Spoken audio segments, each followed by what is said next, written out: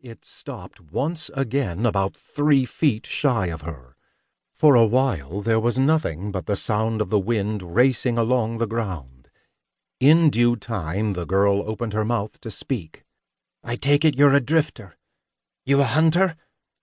Her tone was defiant and full of daring, and yet also a touch worn. The rider sat on his horse but made no answer.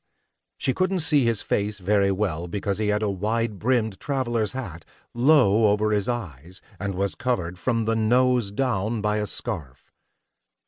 Judging from his powerful frame and the combat utility belt, half revealed from his faded black long coat, it was safe to say he was no seasonal laborer or merchant dealing with scattered villages.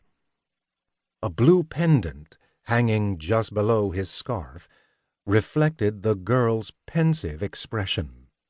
Her large eyes, fixed on the long sword strapped to his back, limning an elegant arc, quite different from the straight blades cherished by so many other hunters. It spoke of the vast expanses of time and space its owner had traveled.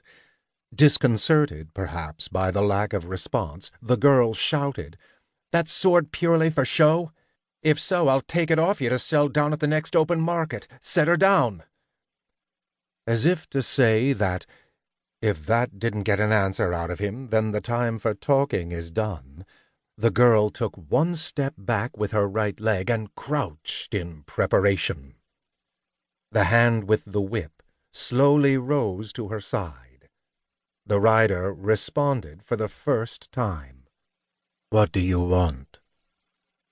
The girl's expression was one of amazement. Though the voice of her opponent was low, and she could barely pick it out over the snarling of the wind, it sounded like the voice of a 17 or 18-year-old youth. "What the hell? You're just a kid!" "Well, I'm still not going to show you any mercy. Show me what you've got." "So you're a bandit, then? You're awfully forthcoming for one." "You dolt!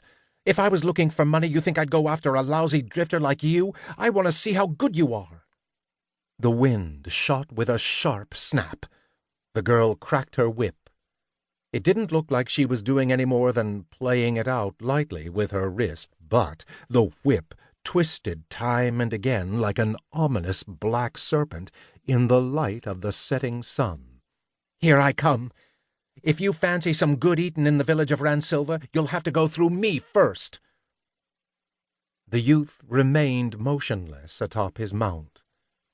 He didn't reach for his sword or for his combat belt. What's more, when the girl saw how nonchalant he remained when challenged to battle by a good-looking young lady who gave no reasons but showered him with a murderous gaze, a tinge of consternation rushed into her expression. Letting out a rasp of breath, the girl struck with her whip.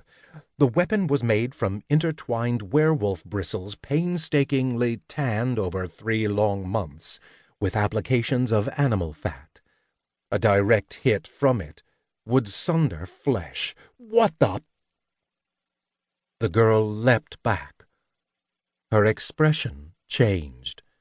Her whip was supposed to strike the youth's left shoulder, but for some reason, just at the instant she saw it hit him, the whip changed direction and shot instead for her own left shoulder.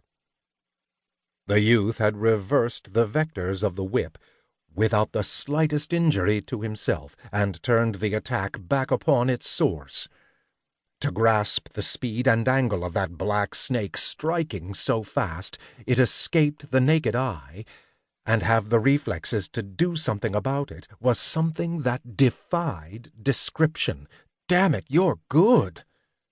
Worked by her right hand, the whip did not strike her shoulder, but danced back through thin air, yet the girl stood rooted to the spot and made no attempt at a second attack.